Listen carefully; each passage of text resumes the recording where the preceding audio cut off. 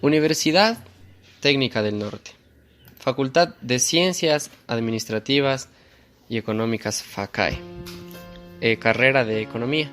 Examen final de la materia de Desarrollo del Pensamiento Económico elaborado por mi autoría, Cristian Andrade Palacios.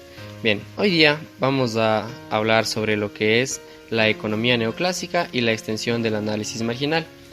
¿Qué es la economía neoclásica?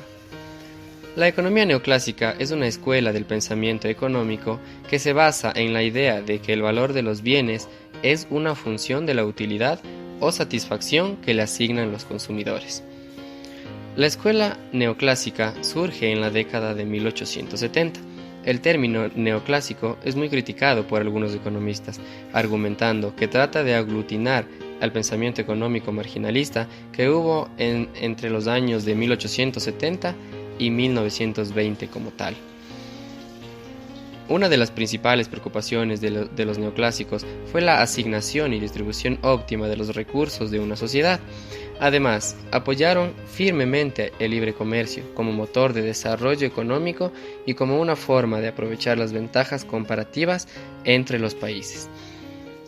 Con respecto al comportamiento de las personas con las empresas, podemos decir que ambos, tanto el productor y el consumidor, son irracionales. Seguidamente vamos a hablar sobre los marginalistas o los principales pensadores económicos. Leon Walras nace en 1834 y muere en 1910. Leon Walras fue el fundador de la economía matemática. Intentó formarse sin éxito en la escuela de Minas y también fracasó tanto en el sector editorial como en el periodismo.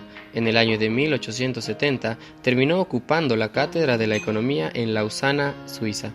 La ley de Walras es un principio de la teoría del equilibrio general que afirma que la suma de la demanda agregada debe igualar a la suma de la oferta agregada.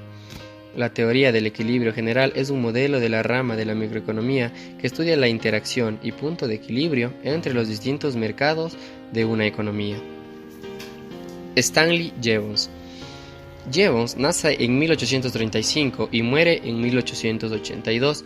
A comienzos de la década de 1870, publica una elaborada síntesis de las teorías del consumo, del intercambio y de la distribución, asentando así las bases para la revolución marginalista. También afirmó que el valor del trabajo debe determinarse a partir del valor del producto y no el valor del producto a partir del valor del trabajo, contradiciendo así la teoría clásica de la tradición ricardiana y marxista. Karl Meyer nace en 1840 y muere en 1921. Fue destacado por su teoría del valor subjetivo, la cual se basa en la explicación de los precios a través de los costos de producción que pospusieron economistas clásicos. En el principio de equimarginalidad se destacan los grados de importancia de los individuos en sus satisfacciones y por consiguiente dentro de una misma clase de bienes. Finalmente, Meyer define los bienes económicos como aquellos de los que existe una necesidad mayor que la oferta disponible. Bien, ahora vamos a establecer una corta diferencia entre la economía clásica y la economía neoclásica.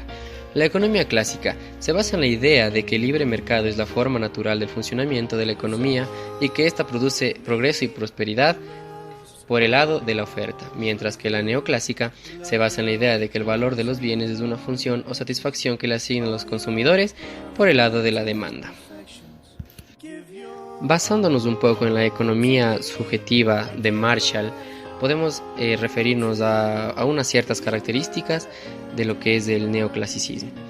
Una de las características más importantes es la asignación de recursos en un momento determinado, es decir, se refiere a la elección y disposición de recursos escasos, la variedad del utilitarismo para poder comprender a la economía, y las alternativas y cambios que son el objeto principal del cálculo.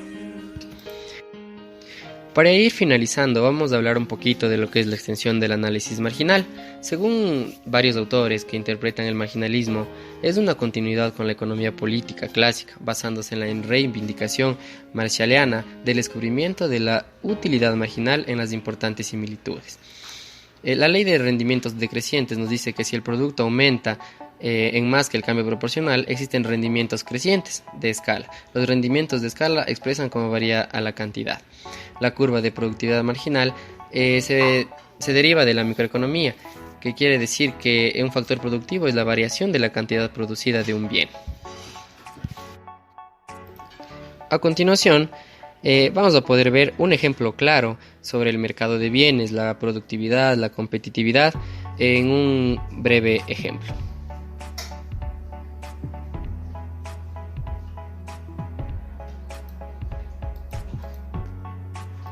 Bien, para finalizar vamos a hablar un poquito de la síntesis de la economía neoclásica y de la extensión del análisis marginal. El marginalismo de enfoque dominante hasta la crítica keynesiana basada en consideraciones de tipo macroeconómico. John Hicks trató de construir un enfoque más amplio que sintetizará las ideas más valiosas de ambos enfoques. La segunda parte del siglo XX predominó una visión neoclásica que segmentó una parte sustancial del aporte de los pioneros. Bien, como conclusiones tenemos que la teoría neoclásica surge de la necesidad de utilizar los conceptos válidos y pertinentes de la teoría clásica, eliminando las exageraciones, distorsiones típicas de cualquier teoría pionera. Cuando la contribución marginal no alcanza para cubrir los costos fijos, la empresa puede seguir trabajando en el corto plazo, aunque la actividad dé como resultado un negativo.